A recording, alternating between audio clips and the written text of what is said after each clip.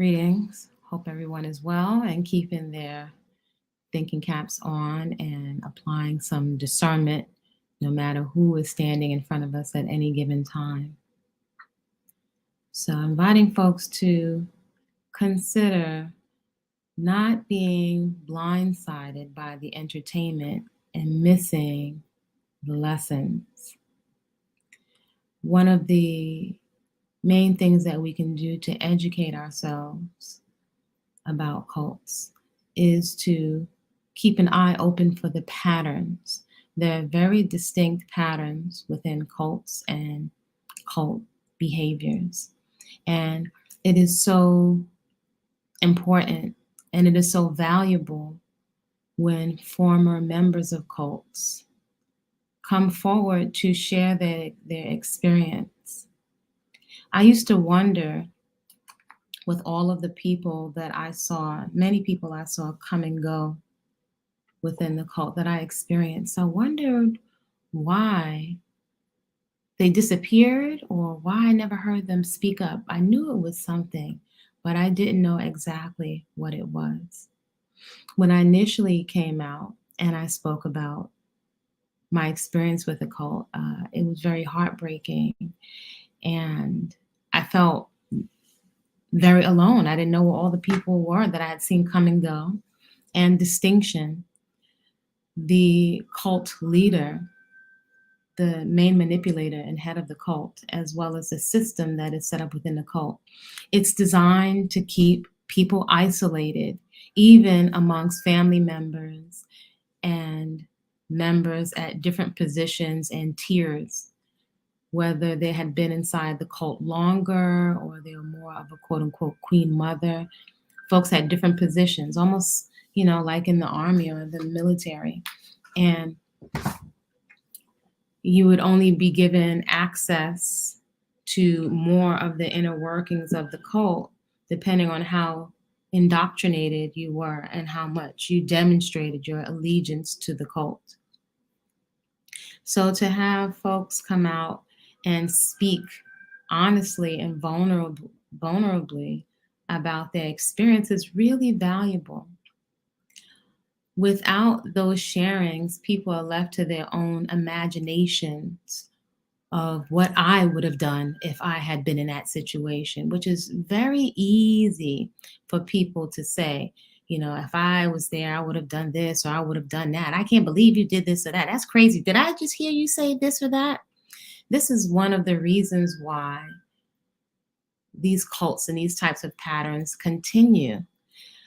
As a pattern, culturally, in the climate that we're in, especially on social media, we are so entertained by drama and hop from channel to channel that you can often see I'm sitting from a different perspective.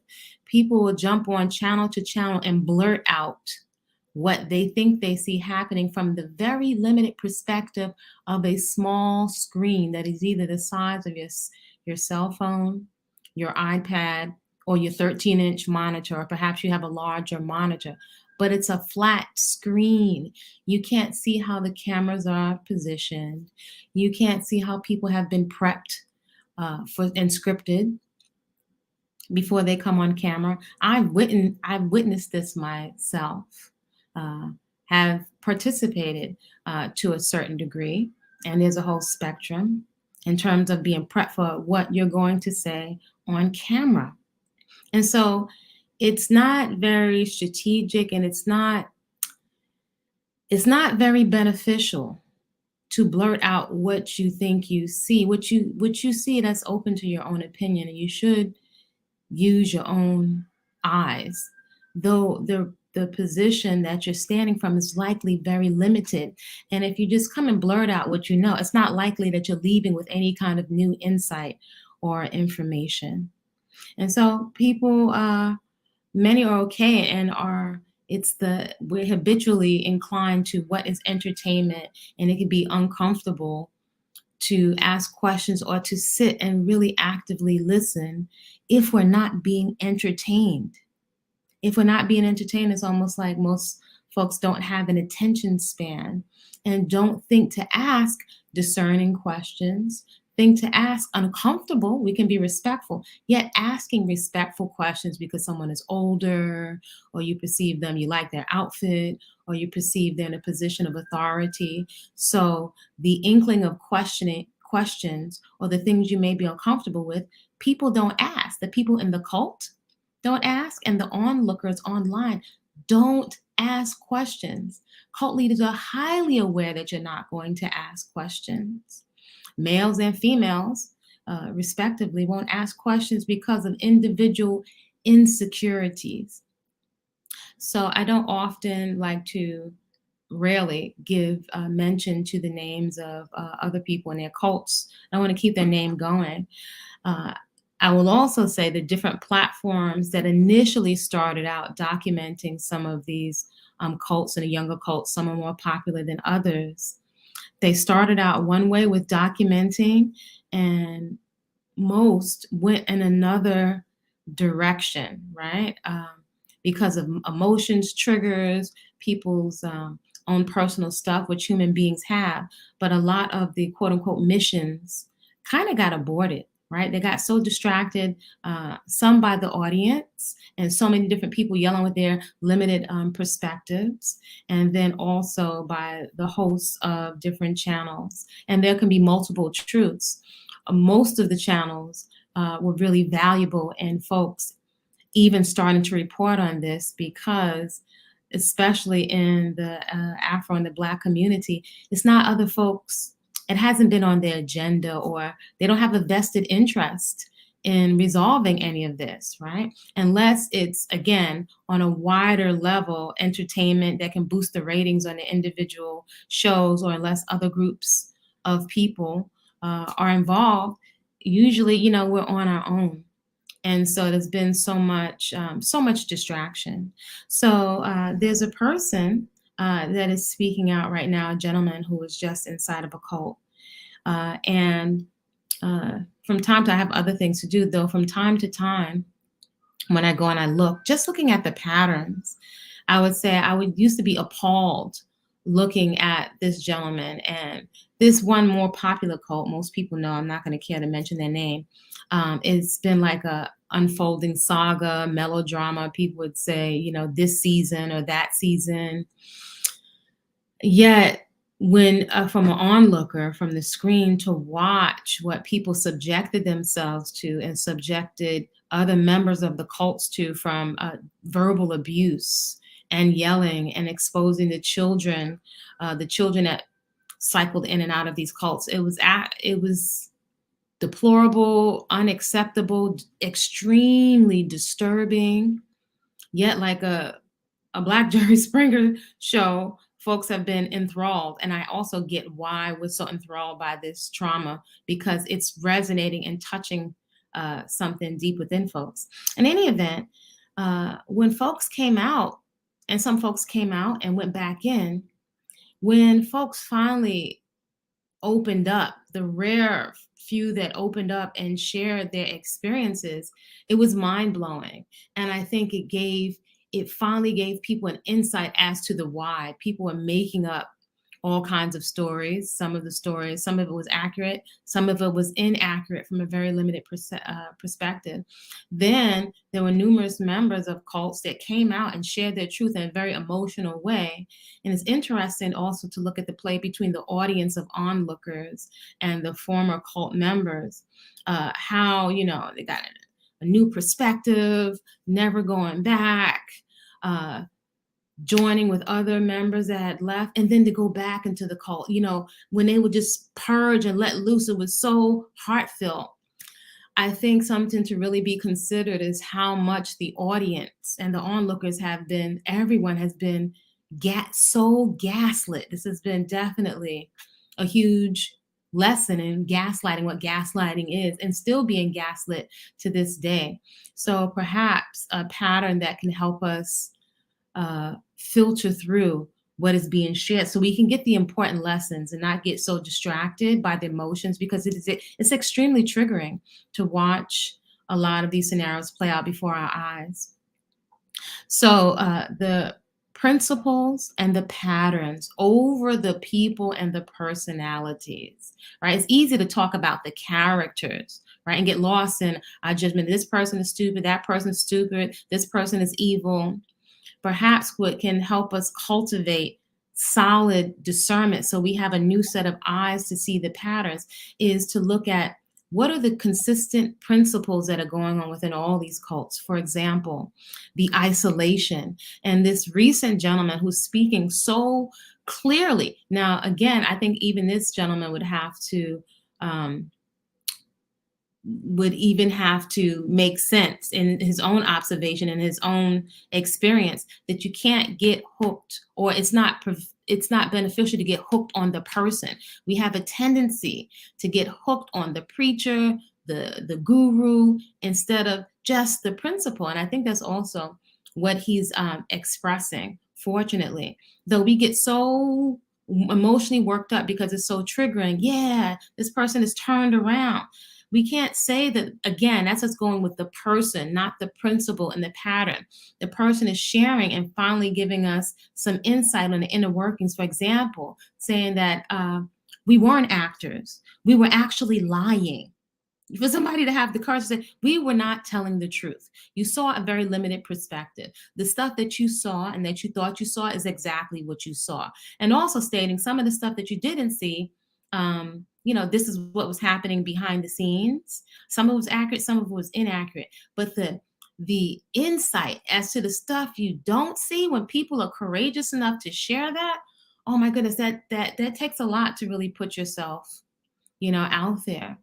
Also, at this time, with so many different people coming forth to share, hopefully people and onlookers that are looking to be educated on the patterns can see that when people go in and they go out, hopefully you can start to tell when you're being gaslit. I think that is so important. So we don't get so distracted, even if we like the personality that is sharing with us and we like their platform. We get attached to the person because we like them. I can tell you that is one of the main ways that we get blindsided and can get drawn into cults. And we become very polarized, particularly in this climate. So thus you see people jumping from cult to cult to cult, from cult platform to platform, jumping from one platform to another to be entertained, and still being blindsided by the fact that, for example, some of these channels would have you leave the cult but come over to their particular religion, right? Which is not necessarily empowering you to think for yourself. People may be okay with you as long as you're on the same page of their religion or their particular doctrine or their particular rhetoric. Though I think perhaps, again, what can cultivate our eyes of discernment so that we don't have to come back this way. We can get the community-wide lesson and see where we can take corrective action so that we are not vulnerable to cults and manipulation, whether that is these small cults, which can still have a major impact on young people, some adults, seasoned mature women, to be manipulated because they perhaps are experiencing a health crisis or a life crisis or a divorce, or they're feeling lonely or have received a diagnosis. It really, really, really important to discern, more so than getting caught up with the people.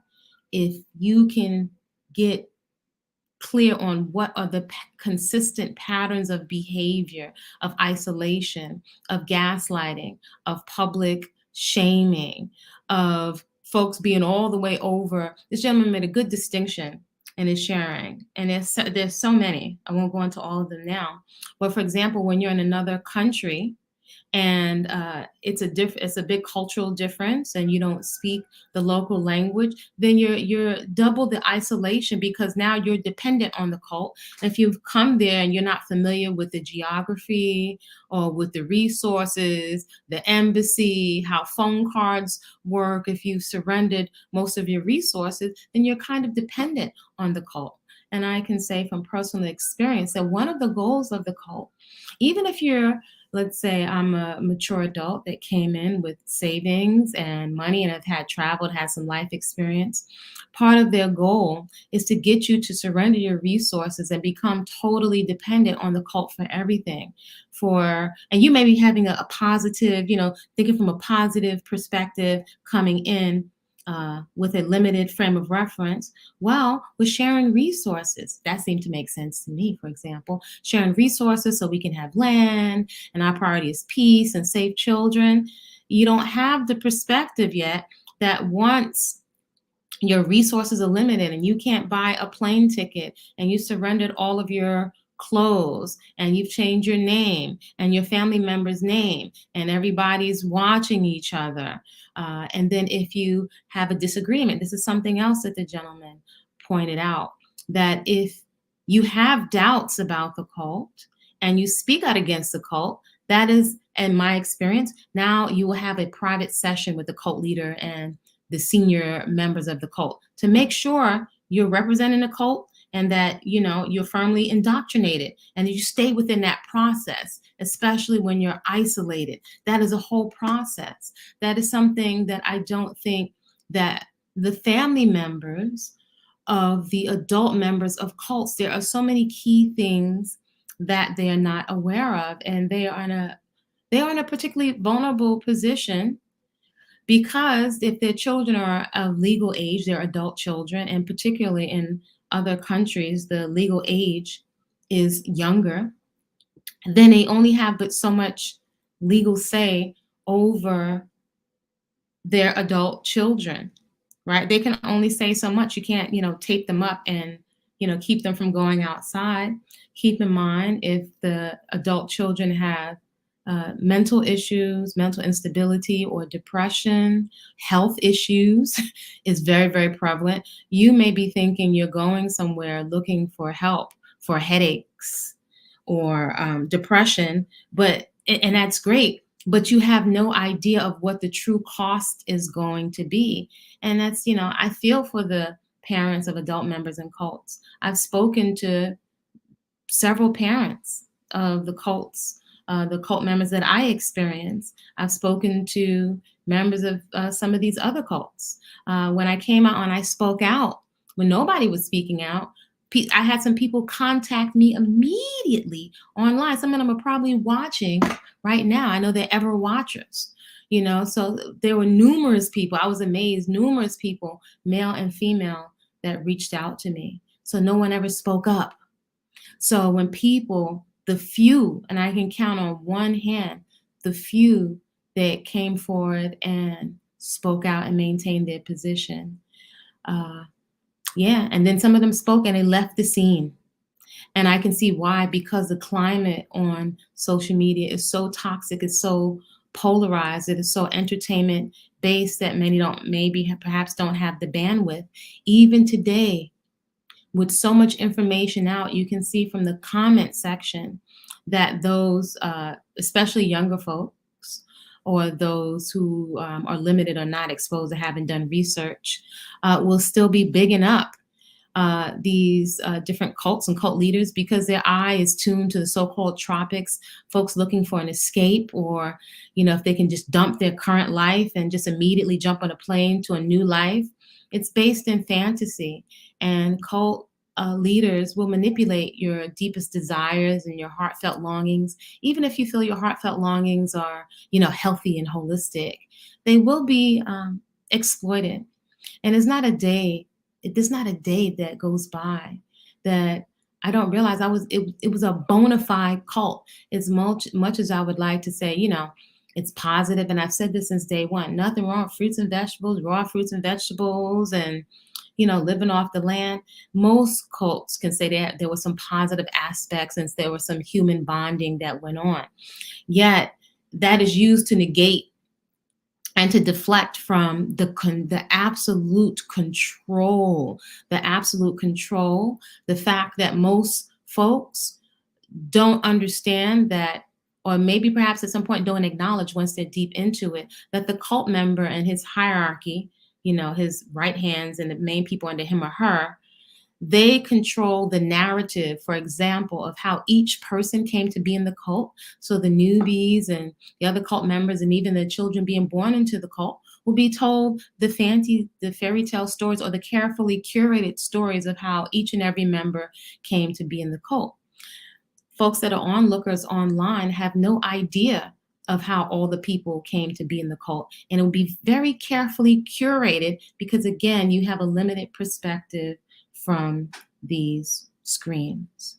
So, healthy distance is necessary. Safety, and this is something for the audience of onlookers to consider, to slow down. You're invited to slow down with the feverish jumping from channel to channel, wanting to see the next episode. These are people's lives. It can be very dangerous, especially people in other countries. There are several channels where they dig up information, and it just becomes so. It just the feel of it is so. It's just so toxic. It's a lack of maturity. I can say that it is a lack of maturity, and you can hear it, and you can see it in the tone and the presentation of some of these channels. Some of the information may be accurate and valuable, but you have to swim through the garbage to get through to the information, and all the other toxicity to get to the information. And it seems also to be a consistent pattern with a lot of the channels. And it's not just the channels.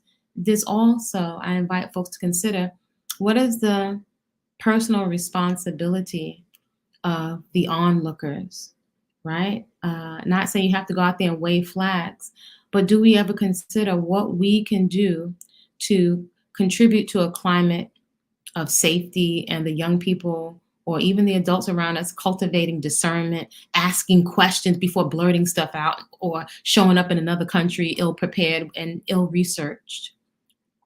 So it's really something when people come out and share their experiences. For the longest time, I was like, why don't people speak? But I did figure out, looking at patterns, that the cult leader has something on each and every member in there, guaranteed. That's why, with male and female, the insecurities, different, if they have been violated, if they stole change out their mother's pocket, things they're ashamed of, maybe they will choose people that are in a particular economic situation, so you'll be dependent on them. Or if you might have had some mental challenges or just some life challenges, you're very, very vulnerable.